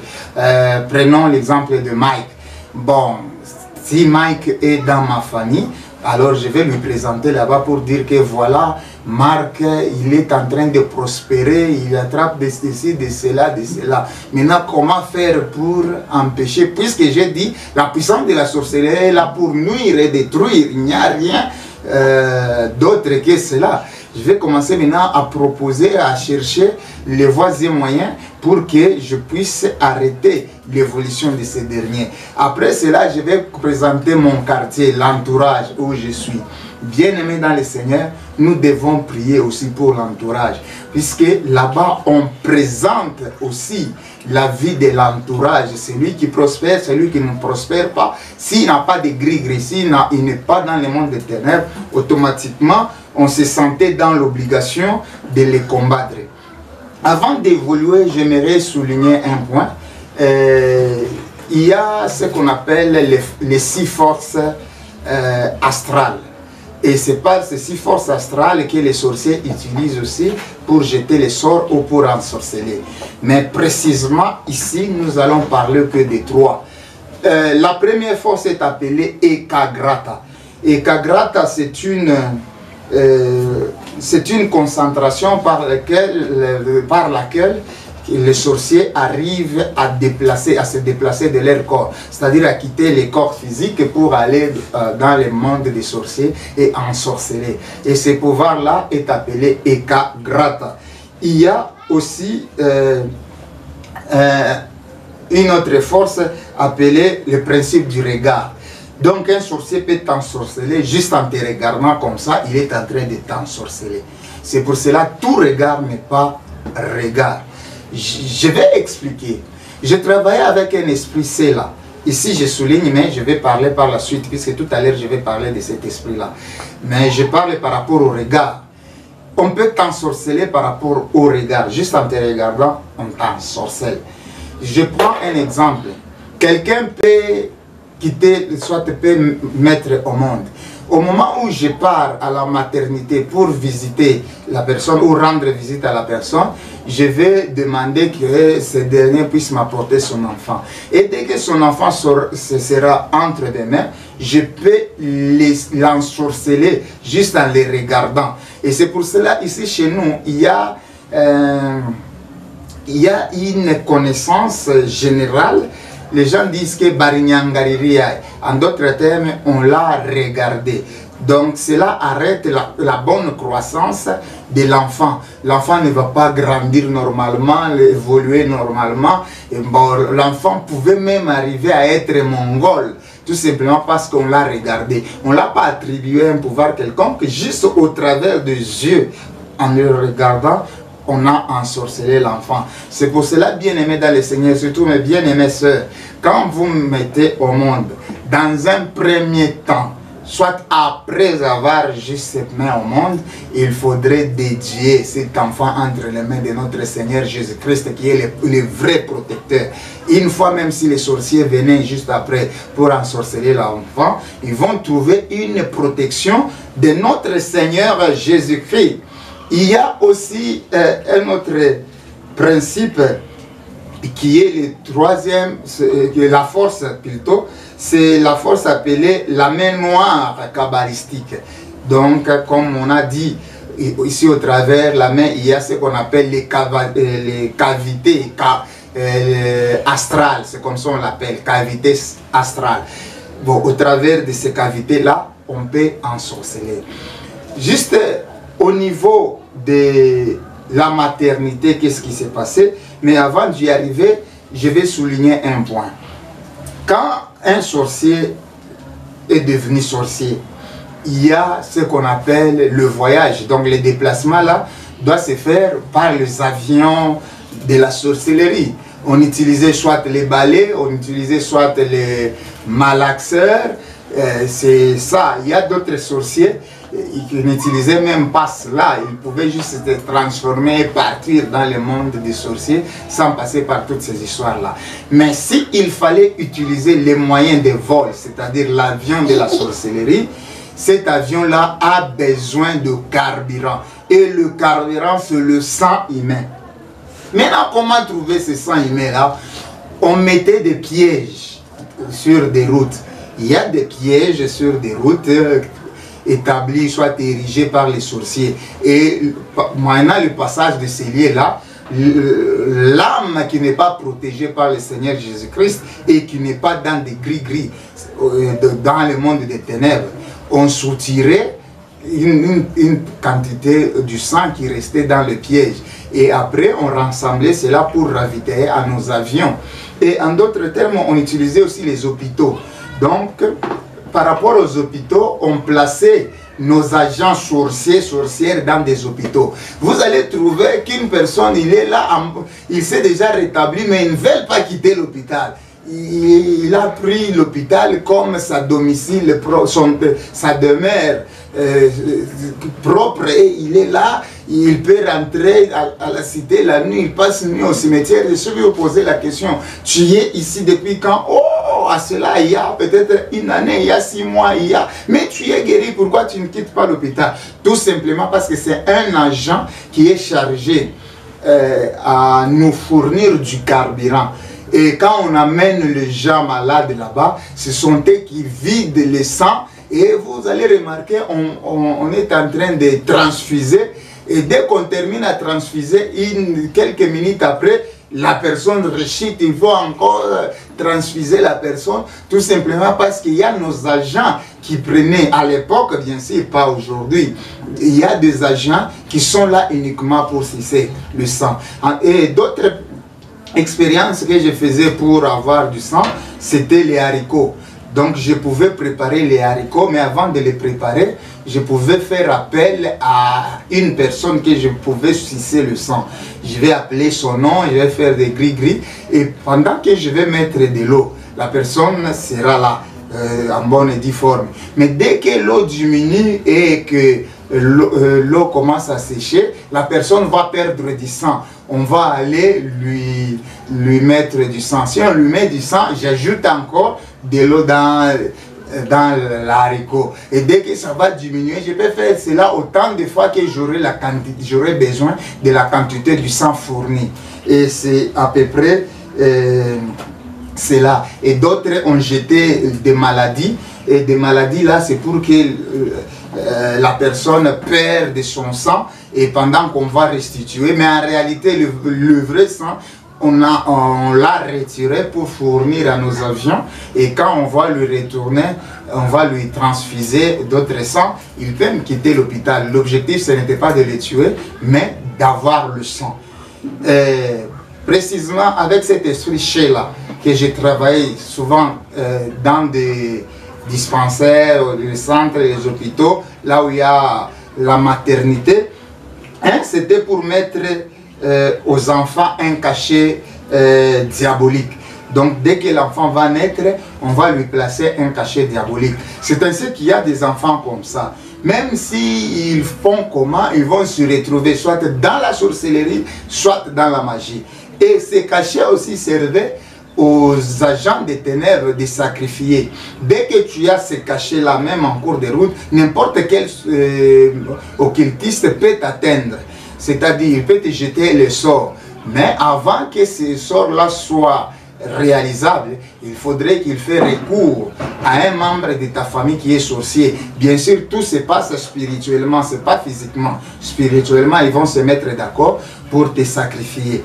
Donc, c'est à peu près au travers de ces sceaux-là. Et il y a aussi l'influence. Donc, on mettait un signe pour influencer son caractère, donc le caractère de l'enfant. Bien aimé dans le Seigneur, la maternité, il faut bien la protéger.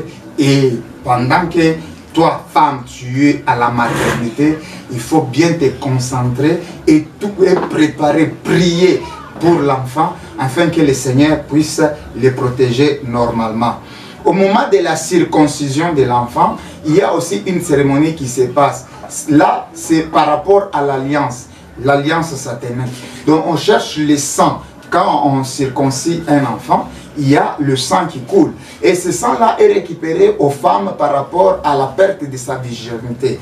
Quand la femme perd sa virginité, il y a le sang qui coule. Et on en avait besoin pour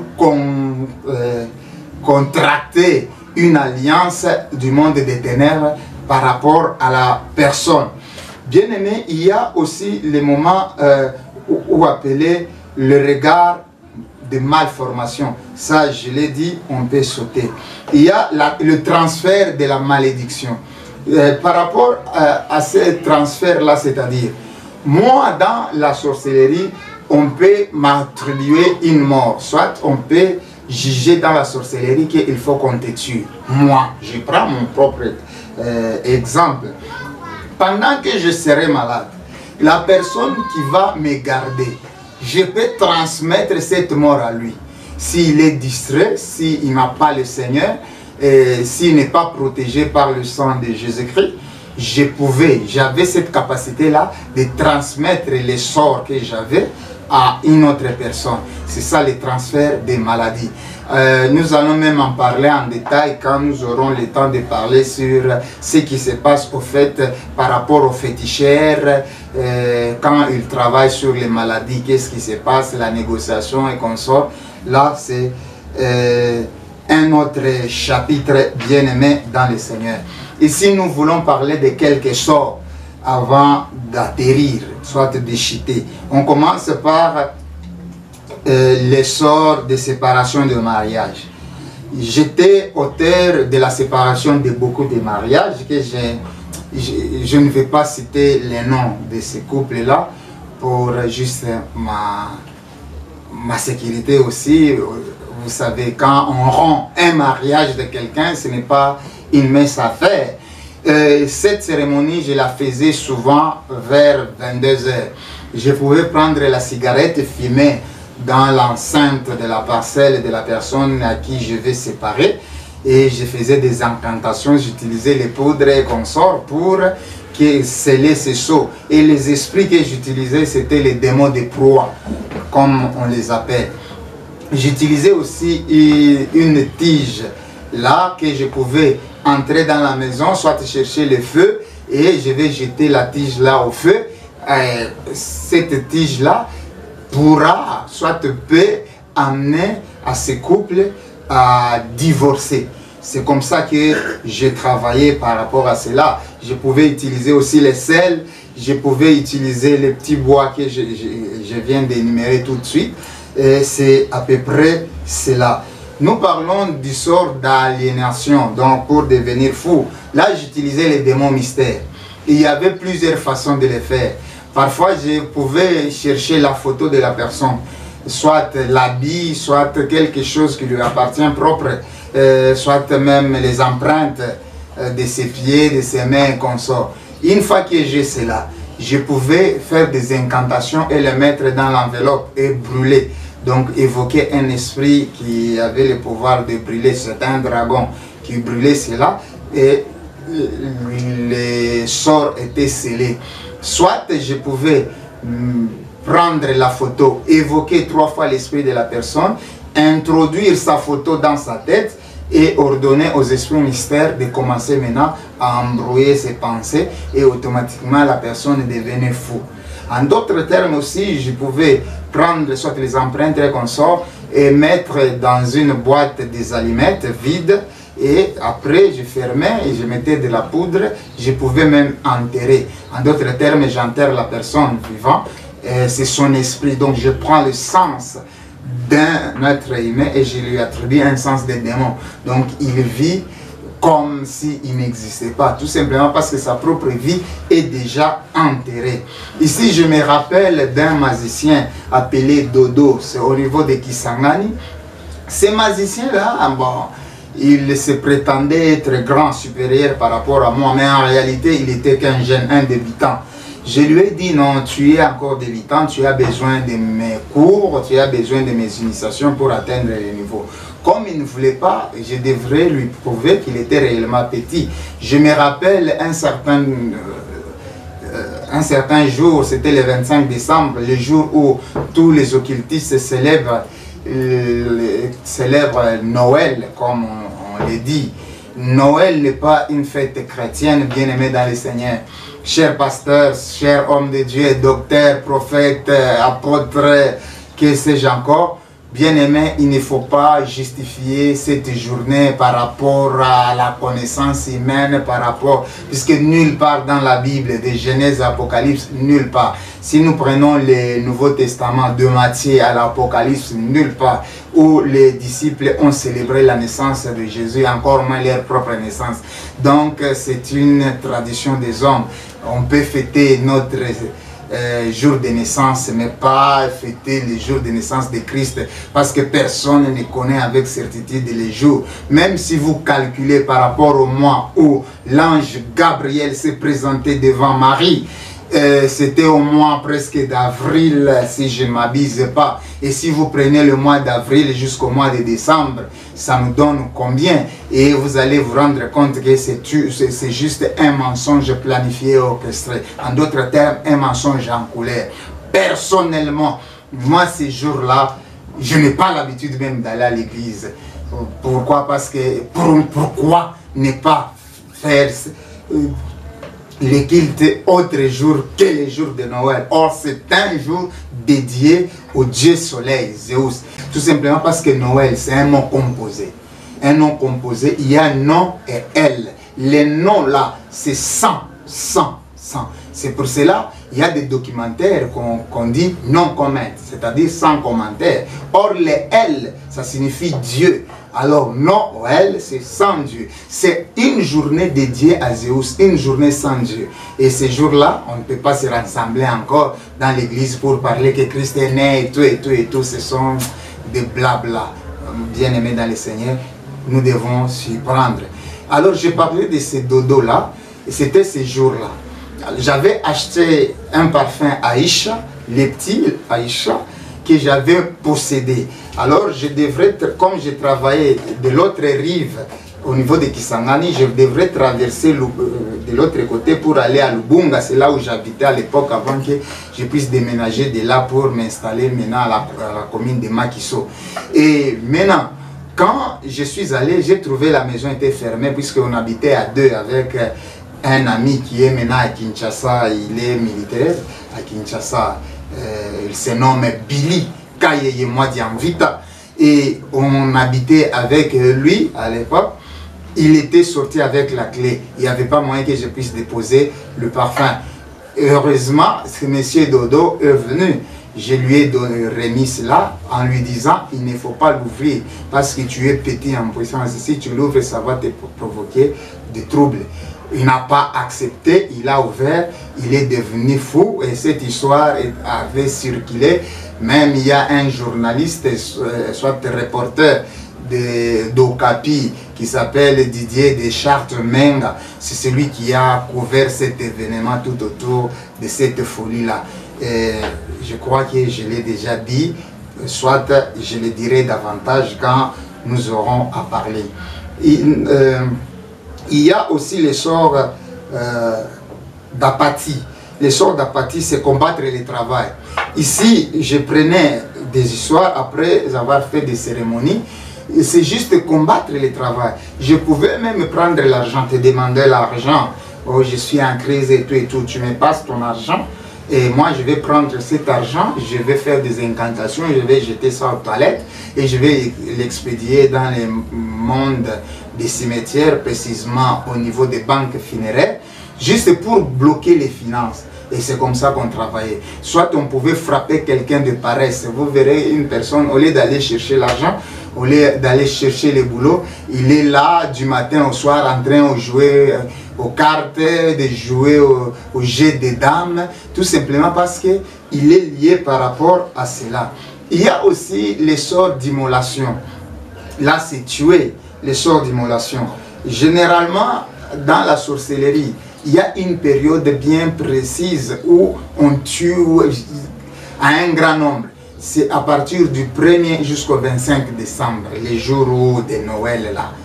C'est du 1er janvier au 25 décembre. C'est une période où appelée la période des sorts d'immolation, des sacrifices de bain de sang. Bien aimé, j'ai tué les gens. C'est vraiment triste, mais j'ai tué des gens. Et je ne peux pas commencer à parler beaucoup sur ça, puisque ça me fait mal. Je suis humain, je suis redevenu humain, et ça me fait très mal. J'ai tué des gens. Et pendant que je suis en train de vous parler, j'avais participé à une tuerie qui est vraiment marquée dans la province du Katanga, précisément à Kasumbalesa.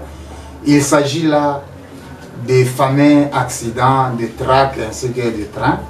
C'était un sacrifice demandé à Mobutu, et comme monsieur l'ex-président qui est décédé, que je ne peux pas dire paix à son âme, puisque cette paix-là n'y est pas. Donc, ce dernier nous a demandé à sélectionner certains magiciens pour lui apporter main forte, afin qu'il puisse réaliser les litrages qui lui a été demandé par Lucifer lui-même, Satan. Et c'est ainsi qu'il nous a appelés. Et j'avais aussi un ami qui se nommait Indu Sankara et Kituta Morita. Et on s'est retrouvés dans ces groupes-là.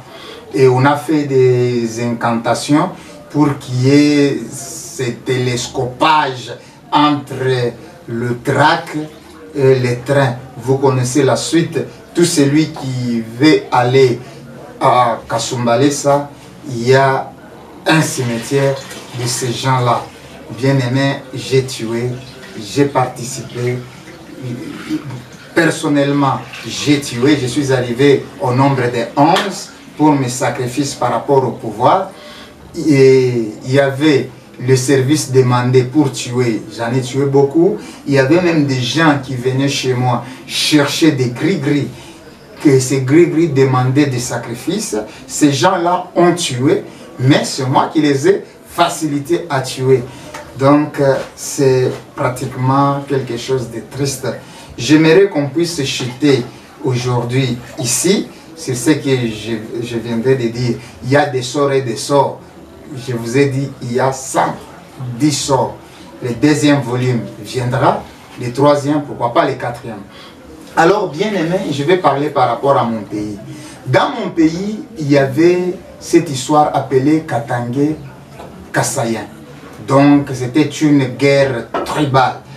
Je vais qu'on puisse nous entretenir autour de cet événement-là. Mais avant cela, j'aimerais te dire que mon pays a été vendu au diable. Mobutu a vendu les Congo au diable.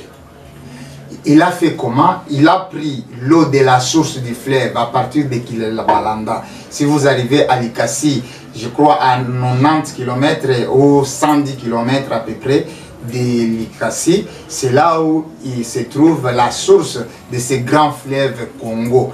Et il a pris cela. Il a pris aussi la terre. La terre, il a pris par rapport au bâtiment construit à Kinshasa, appelé Palais du Peuple. En d'autres termes, c'est un palais où tous les peuples de la République sont représentés là-bas. Il a pris cette terre-là, il a pris le drapeau, pas n'importe quel drapeau. Mobutu, soit les Zaïre, avait un drapeau là où il tenait son flambeau, et sur sa main ici, c'était écrit 666 en chiffres romains.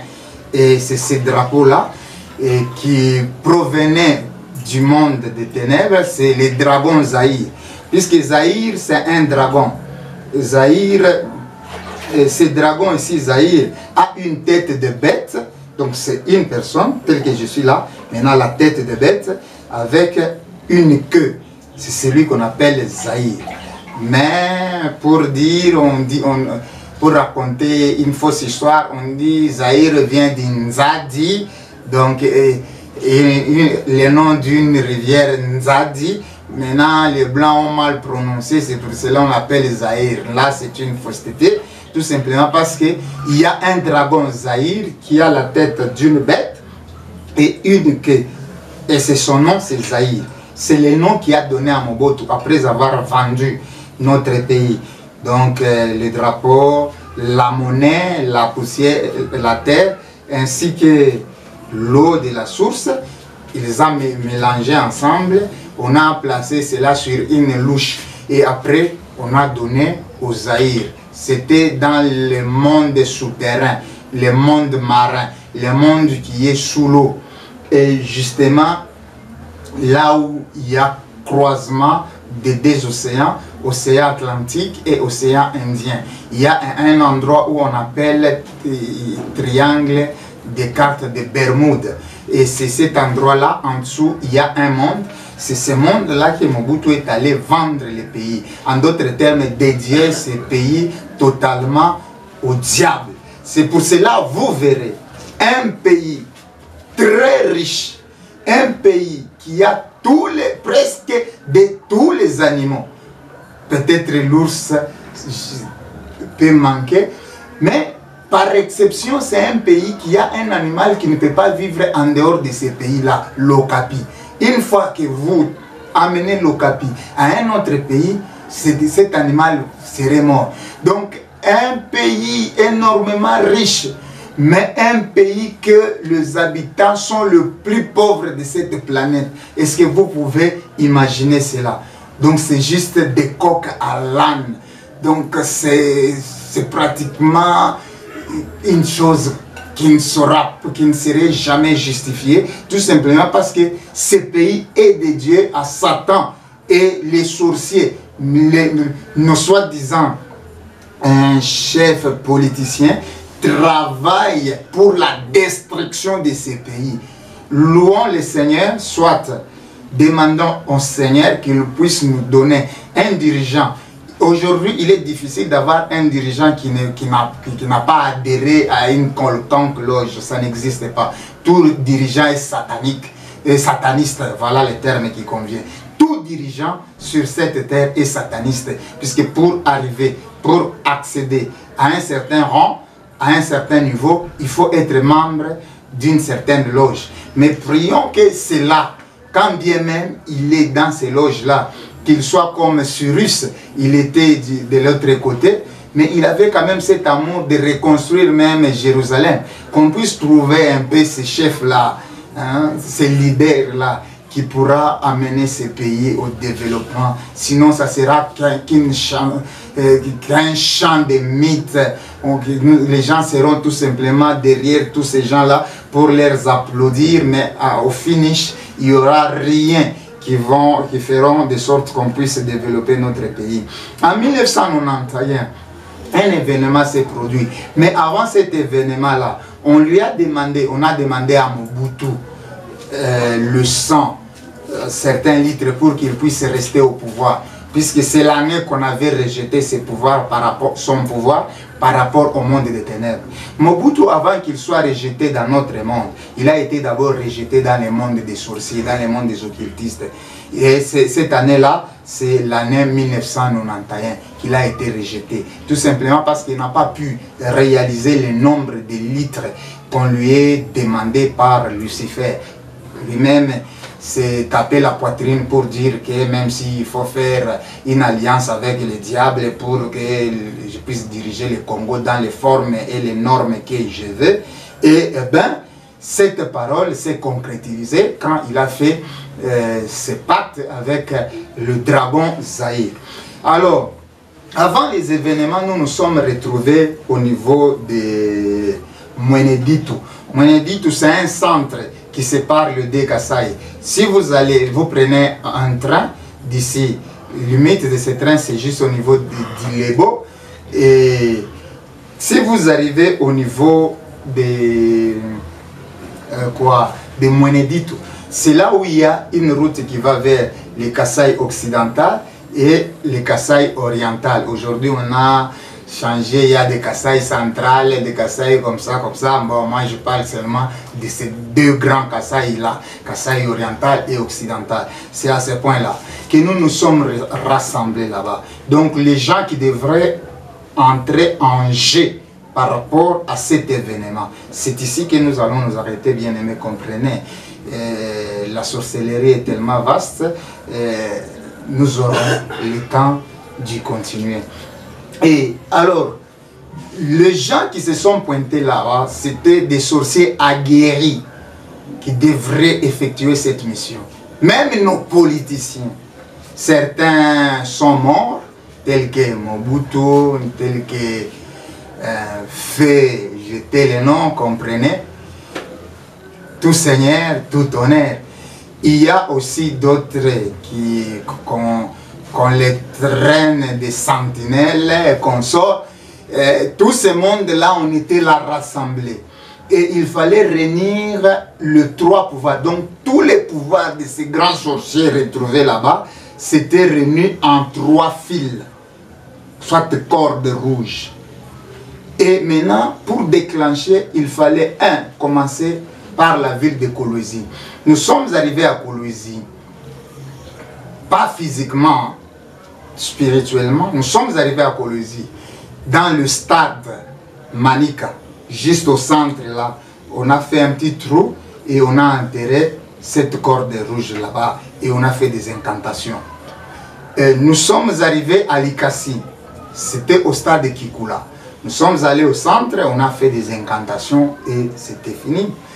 Et après, on devrait les faire aussi à Lubumbashi. À Lubumbashi, c'est sur Machu Picchu, précisément dans le marché appelé Mimbulu. C'est là où on a enterré. Après avoir enterré, nous nous sommes rassemblés maintenant pour déclencher. Alors, pour déclencher, d'abord, il a fallu faire appel aux esprits des cimetières. Et on a fait appel et on avait obtenu la permission de libérer les esprits des morts. Et on les a libérés en abondance. Et après cela, on a fait appel aux esprits des chaudrons d'enfer à partir du bas Congo, Congo central aujourd'hui. Et ces esprits-là, on les a libérés. C'est là où il y a les soldats du monde des ténèbres. C'est là. Et ils étaient venus en un grand nombre. Maintenant, il fallait préparer le déclencheur. et se déclenchèrent, ils étaient au nombre de 2 seulement, que j'étais les noms, que vous-même vous les connaissez, si vous suivez ces témoignages. Et il fallait les donner la langue kabbalistique. Cette langue, on l'obtient comment? Une fois que tu tues la personne, pour avoir cette langue-là, la personne que tu as tuée, on va couper sa langue. On va préparer, tu vas la manger, toi qui as tué. Et après, tu seras aussi le premier à boire son sang.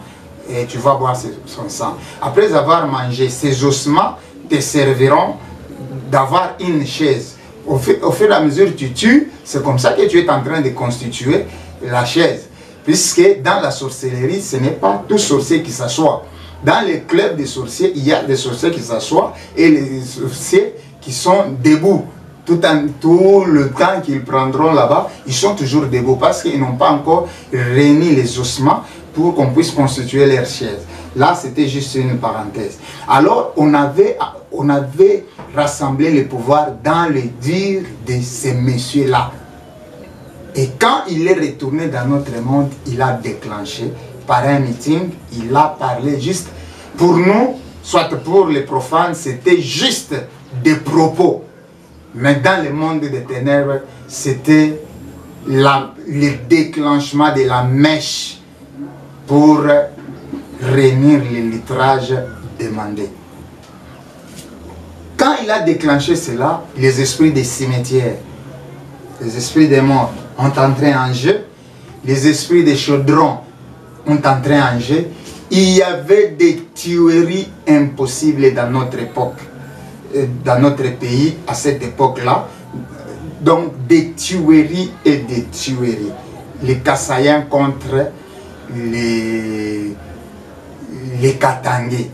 En d'autres termes, c'est un conflit tribal d'un seul peuple. Les Luba et les Kassaïens. C'est un peuple.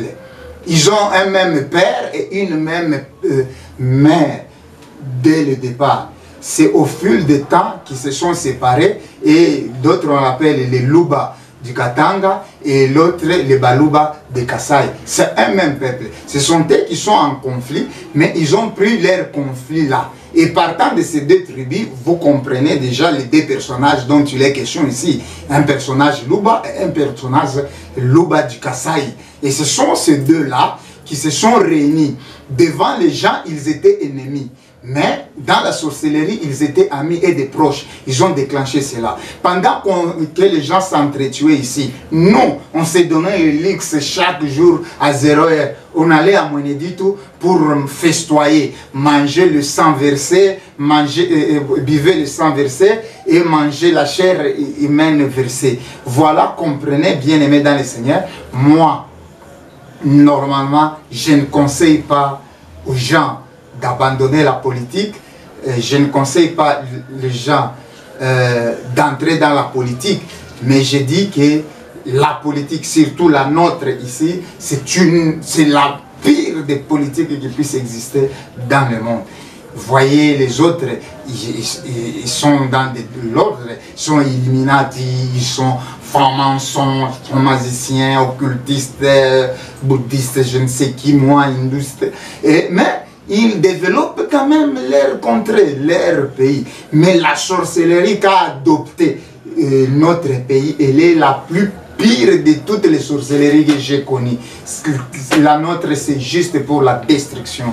C'est pour nuire. Voilà combien de fois vous étiez en train de vous entretuer au nom des Kassaïens, au nom des Baluba. Mais nous, sorciers, on s'est retrouvés avec ces gens-là qui vous incitaient à aller aux batailles, à la bataille.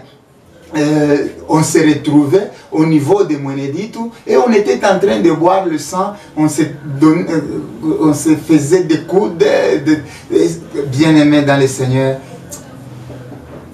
Il ne faut pas soutenir ces gens-là qui ont la main pleine du sang, qui sont assoiffés du sang humain, qui versent le sang humain. Or, la Bible nous dit que celui qui verse le sang, Dieu va le réclamer, puisque le sang crie. Vous pouvez vous imaginer après que Caïn puisse donner la mort à son frère Abel, Abel n'était plus là, mais son sang continuait à crier vers Dieu pour réclamer vengeance. Toi qui es en train de tuer, dans la sorcellerie, dans l'occultisme, pour le pouvoir, sache qu'un jour, cela va te retourner. Mais il est encore temps parce que tu es en vie. La parole de Dieu déclare, il y a de l'espérance pour tout celui qui vit. Tant que tu es là, tant que tu es vivant, tant que tu vis, saisis l'opportunité, bien-aimé dans le Seigneur. Viens vers le Seigneur. Je vous ai dit que la sagesse a de l'avantage. Ce n'est pas moi-même, c'est la Bible. Nous sommes en Ecclésiaste 2, au verset 13. La sagesse a de l'avantage sur la folie, comme la lumière a de l'avantage sur les ténèbres. Bien-aimé, il y a réellement un feu appelé le feu éternel, soit le temps de feu. Satan lui-même, Lucifer Satan, lui qui est le patron de toute loge, lui qui est le patron de toute puissance des ténèbres, il nous les a avoués à la réunion qui s'est passée au Congo-Brazza à Pointe-Noire, le 1er 11 1991. Il a dit, la réunion a commencé des 0 heures et s'est terminée à 4 heures du matin. Et c'est pendant cette réunion qu'il nous a donné un circulaire sur lequel il y avait ces 10 commandements, ces 10 stratégies pour combattre davantage les chrétiens qui sont devenus de plus en plus forts par rapport à la foi. C'est pour cela, toi chrétien qui es là, quelle que soit la souffrance, quelles que soient les épreuves, quelles que soient les difficultés, ils peuvent se présenter de multiples formes. Les difficultés, les problèmes peuvent prendre toutes les couleurs. Tiens bon, que ta foi reste ferme dans notre Seigneur Jésus-Christ de Nazareth. C'est alors que tu auras du succès. C'est alors que tu vas vaincre les puissances des ténèbres. Mais toi qui es encore dans les ténèbres, bien-aimé dans le Seigneur, il est grand temps que tu puisses changer d'avis. Imaginez un peu, il nous a dit qu'avec la venue de leur maître Jésus, quand il a cité son nom, il y avait ce qu'on appelle le silence des morts. La salle était silencieuse. Tout le monde était la bouche bée en train de les contempler. Et il a mis du temps. Et après, il s'est exclamé pour dire, oh, je ne vais pas citer ce nom. À chaque fois que je cite ce nom me fait de plus en plus mal. Imaginez un peu, il reconnaît que Jésus est maître. Il est même son maître. Il a reconnu cela. Toi qui étais à la réunion, tu es de même avis que moi. C'était au Pointe-Noire en 1991.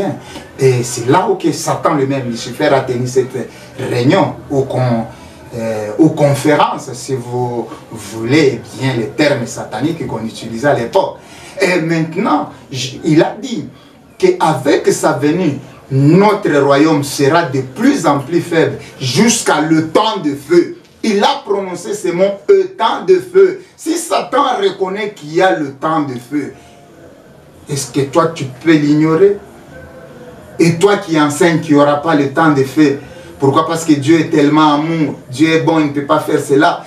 Il ne peut pas voir une âme souffrir à perpétuité ou éternellement. Laisse-moi te dire, il y avait quand même l'échantillonnage. C'est Sodome et Gomorrhe.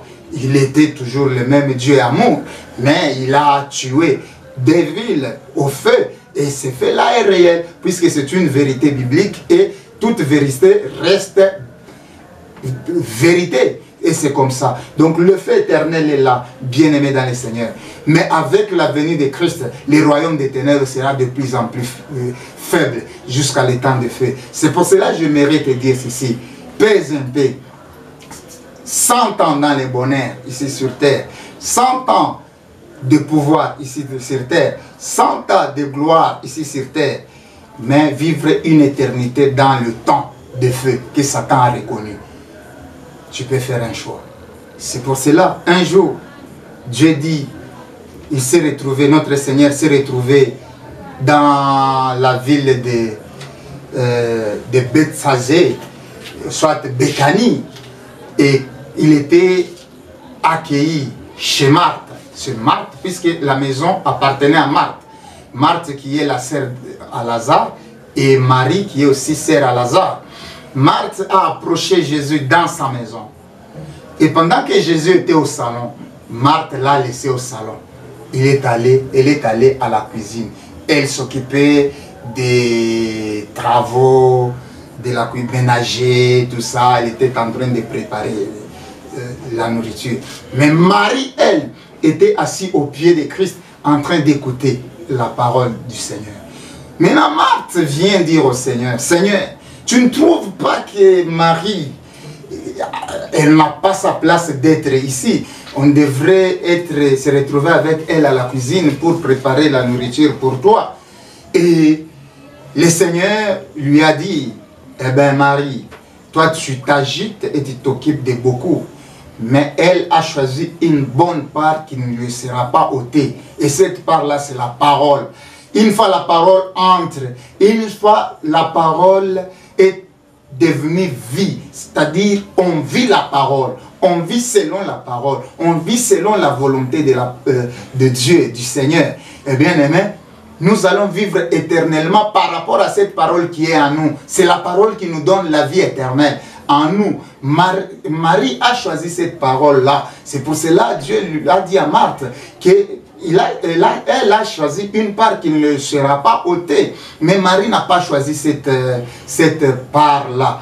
Marie a accepté le Seigneur dans sa maison, comme toi, chrétien, qui a accepté le Seigneur comme étant ton seul Seigneur et sauveur. Et il est entré dans sa maison, conformément à la parole d'Apocalypse 3:20, si je ne m'abuse pas, qui dit, soit 23, qui dit, il se tient à la porte et il frappe. Quiconque entend sa voix, ouvre la porte, le Seigneur entre, il est assis, il déjeune, soit il soupe avec ces derniers dans sa maison. C'est de la même sorte que Marthe a ouvert la porte au Seigneur, mais quand le Seigneur était entré, Marthe ne s'occupait pas du tout du Seigneur, il s'occupait de la chair, de la nourriture, puisque la Bible dit le ventre est pour la nourriture et la nourriture est pour le ventre. Toi aussi tu te dis chrétien, mais en réalité tu as accepté tout simplement le Seigneur de la bouche, mais dans ton cœur tu ne laisses pas le Seigneur établir ses fondements, tu ne laisses pas le Seigneur régner en toi, tu ne laisses pas le Seigneur prendre le contrôle de ta vie, tu ne te laisses pas guider par le Saint-Esprit et pratiquer la parole du Seigneur. Tu n'es pas différent de Marthe, tout simplement parce que toi tu ne choisis pas la bonne part qui ne te sera pas ôtée. Tu dois te retrouver aussi dans le temps de feu, au même titre que les sorciers, les magiciens et consorts. Et maintenant, toi qui es encore magicien, toi qui es encore sataniste, je t'invite à accepter le Seigneur comme étant ton seul Seigneur et Sauveur.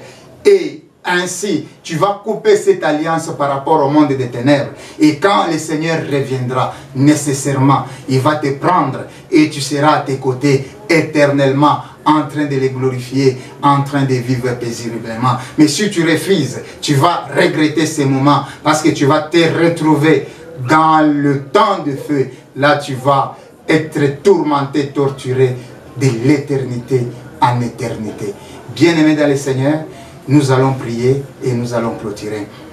Père Dieu de gloire, Seigneur Jésus-Christ de Nazareth, je recommande mes bien-aimés à ta grâce. J'aimerais, Seigneur Jésus-Christ de Nazareth, que tu puisses les protéger contre toute puissance des ténèbres, juste par ta grâce, Seigneur, et ton amour. Mon Dieu, mon roi, comme ta parole dit, tu renouvelles tes bontés et tes compassions chaque matin.